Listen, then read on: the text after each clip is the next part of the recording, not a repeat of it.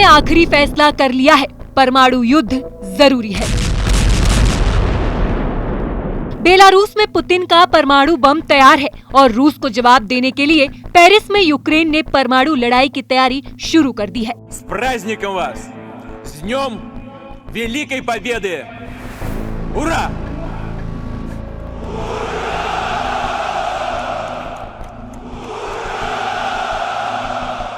दुनिया के चुनिंदा युद्ध विशेषज्ञों ने रूस यूक्रेन जंग में अब परमाणु युद्ध को बेहद जरूरी बता दिया है। इस वक्त बेलारूस में राष्ट्रपति पुतिन का होना साबित करता है कि रूस यूक्रेन पर बेलारूस की तरफ से भी बड़े हमले की तैयारी कर रहा है। दूसरी तस्वीर में अमेरिका के नए नवनिर्वाचित राष्ट्रपति डोनाल्ड ट्रंप से मिलने यूक्रेन के राष्ट्रपति जेलेंस्की फ्रांस की राजधानी पहुंच गए। राष्ट्रपति जेलेंस्की के साथ फ्रांस के राष्ट्रपति इमैनुअल मैक्रों को भी साफ देखा जा सकता है। दावा किया जा रहा है कि अमेरिका यूक्रेन को एटमी हथियार ट्रांसफर करने जा रहा है। इसी को लेकर पेरिस में आनन फानन में राष्ट्रपति इमैनुअल ने जेलेंस्की और ट्रंप की मीटिंग कराई है। फ्रांस यूक्रेन जंग में रूस का कट्टर दुश्मन बन चुका है और इस वक्त जो युद्ध की खिचड़ी पेरिस में पक रही है उसकी भनक पुतिन को लग चुकी है।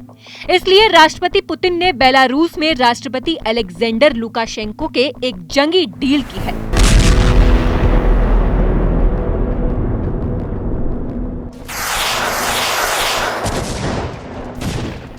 जिसमें अब रूस बेलारूस में मौजूद अपने एटमी हथियारों को एक्टिव करने और अपनी नई हाइपरसोनिक मिसाइल ओरोशनिक को बेलारूस में तैनात करने जा रहे हैं। हम आपको यही दिखाने जा रहे हैं कि रूस, उत्तर कोरिया, बेलारूस और ईरान मिलकर कैसे ऐसी परमाणु जंग की तरफ बढ़ रहे हैं जो America, Ukraine, Britain, France, Germany और यूक्रेन की तबाही की बड़ी वजह बन सकते हैं। रूसी और पश्चिमी मीडिया के मुताबिक पुतिन की बेहद गुप्त मीटिंग में इस बात के संकेत दिए गए हैं कि रूस यूक्रेन जंग को बातचीत से खत्म नहीं किया जा सकता है। इसका आखिरी रास्ता है एटमी जंग। रूसी सेना वाकई में पिछले 33 महीनों से लाखों सैनिक जंग में खो चुकी है। यूक्रेनी रक्षा मंत्रालय के दावों के मुताबिक 1020 दिनों की जंग में रूस के 7,51,000 से ज्यादा सैनिक मारे जा चुके हैं। अगर यूक्रेन के ये दावे सही हैं, तो ऐसे हालात में रूस के सामने एक ही विकल्प बचता है, हर हाल में परमाणु जंग। रूस के विदेश मंत्री सर्गेई लावरोव ने तो डंके की चोट पर कह दिया कि अगर परमाणु युद्ध होता है तो इसके लिए अमेरिका और नाटो देश सीधे तौर पर जिम्मेदार होंगे। रूस के विदेश मंत्री सर्गेई लावरोव कई बार यूक्रेन, अमेरिका, फ्रांस, जर्मनी और ब्रिटेन को परमाणु चेतावनी दे चुके हैं। इस धमकी का असर ब्रिटेन पर साफ दिखने लगा है। ब्रिटेन के रक्षा मंत्री एलिस्टेयर कांस से सनसनीखेज दावा करते हुए न सिर्फ ब्रिटेन बल्कि नाटो की भी पोल खोलकर रख दी है। इस वक्त पूरे रूस में भारी भरकम ट्रेलर पर लंबी दूरी की परमाणु मिसाइलों के जखीरे खुफिया अड्डों पर पहुंचाए जा रहे हैं। लगभग 1500 फुल एक्टिव परमाणु मिसाइलें और एटम बम हमले करने के लिए तैयार हो चुकी हैं। यूक्रेन, नाटो और पश्चिमी देशों की खुफिया एजेंसियां इस वक्त पुतिन के परमाणु तेवरों से कांपने लगी हैं। खबरों में दावा किया गया है कि 72 साल से पुतिन पिछले 48 घंटे में अपने टॉप कमांडरों और मंत्रियों के साथ मॉस्को से लेकर सेंट पीटर्सबर्ग तक लगातार परमाणु मीटिंग कर रहे हैं। दावा किया जा रहा है कि जब से यूक्रेनी सेना ने नाटो देशों के साथ मिलकर रूस पर लंबी दूरी की मिसाइलों से हमले किए हैं, उसके बाद से पुतिन ने दो टूक कह दिया है कि अब टेबल पर नहीं, सिर्फ जंग के मैदान में ही युद्ध का फैसला होगा। आने वाले कुछ घंटों में ही रूस की तरफ से यूक्रेन पर या तो परमाणु हमला हो सकता है या फिर लंबी दूरी की बड़ी मिसाइलों से यूक्रेन के राजधानी कीव को तबाह किया जा सकता है। हम आपको पूर्व अमेरिकी विदेश मंत्री कॉलिन पावेल के स्टाफ के प्रमुख के तौर पर काम करने वाले अमेरिकी सेना से सेनानिवृत्त कर्नल लॉरेंस विल्करसन का वो हैरान करने वाला बयान दिखाते हैं, जिसमें उन्होंने साफ कहा है कि जिस तरह से रूस पर यूक्रेन ने अमेरिकी मिसाइलों से हमला किया है, उसके बाद से रूस यूक्रेन के साथ साथ नाटो देशों पर भी हमला करने का पूरा अधिकार रखता है। फ्रांस की राजधानी पेरिस के एलिसी पैलेस में अमेरिका के नवनिर्वाचित राष्ट्रपति डोनाल्ड ट्रंप, फ्रांस के राष्ट्रपति इमैनुअल मैक्रो और यूक्रेन के राष्ट्रपति वोलोदिमीर जेलेंस्की के बीच एक गुप्त मीटिंग रूस यूक्रेन जंग को लेकर हुई है। दावा किया गया है कि पेरिस के एलिसी पैलेस में हुई इस त्रिपक्षीय वार्ता में 90 मिनट तक जंग की रणनीति बनाई गई है। खास तौर से अगर रूस परमाणु हमला करता है तो क्या रणनीति होगी, इस पर भी बात होने के संकेत दिए गए हैं।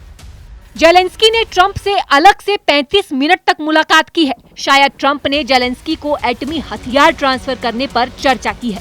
पेरिस में इस परमाणु मीटिंग को लेकर रूस बुरी तरह से भड़क गया है।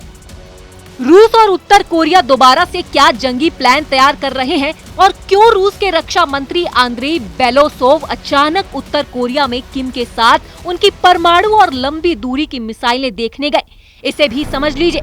29 नवंबर 2024 दिन शुक्रवार, रूस के रक्षा मंत्री आंद्रेई बेलोसोव ने उत्तर कोरिया की राजधानी प्योंगयांग में supreme leader Kim Jong Un से मुलाकात की। उत्तर कोरिया में supreme leader Kim Jong Un अपने सबसे घातक मिसाइलों और हथियारों को देख रहे हैं। बेहद बड़े और विशालकाय सैन्य ठिकाने पर किम एक एक परमाणु मिसाइल, टैंक, तोप और एयर डिफेंस सिस्टम को बारीकी से देख रहे हैं। ये वही हथियार है जो उस वक्त रूस भेजे जा रहे हैं। जरा देखिए किम के बम, मिसाइल और तोपखाने से पुतिन कैसे यूक्रेन जंग जीत रहे हैं। कुछ रिपोर्टों में दावा किया गया है कि उत्तर कोरिया के सुप्रीम लीडर ने राष्ट्रपति पुतिन से साफ कह दिया है कि वो रूस का साथ मरते दम तक देंगे। दावा किया जा रहा है कि उत्तर कोरिया अपनी आधी से ज्यादा मिसाइलें रूस को दे दी है, जिसमें छोटी और मध्यम दूरी की मिसाइलें सबसे ज्यादा है। इसके अलावा उत्तर कोरिया ने अपना 35% तोपखाना भी रूस को दे दिया है, जिसमें उत्तर कोरिया की स्वचालित हावित्जर तोप M1989 25 से 30 मील तक 12 राउंड फायर एक बार में कर सकती है। खबरें तो ये भी आ रही हैं कि पुतिन ने किम से उसकी सबसे लंबी दूरी की परमाणु क्षमता वाली मिसाइलें हवासोंग 18 और हवासोंग 19 भी मांग ली है, जो जंग में गेम चेंज साबित हो सकती हैं। उत्तर कोरिया की लंबी दूरी की बैलिस्टिक मिसाइलें हवासोंग 19 7000 किलोमीटर तक मार करने की क्षमता रखती है। इसके अलावा रूस की तरफ से 12,000 उत्तर कोरियाई सैनिक यूक्रेन पर हमला कर रहे हैं। दावा ये किया जा रहा है कि जनवरी 2025 तक 15,000 और उत्तर कोरियाई सैनिक रूस पहुंच सकते हैं। अब ऐसे हालात में साफ है कि पुतिन यूक्रेन जंग को लेकर नेटो देशों पर परमाणु हमला कर सकते हैं। लेकिन सवाल ये भी है कि अगर पुतिन परमाणु हमला करेंगे तो क्या नेटो और अमेरिका चुप बैठेंगे?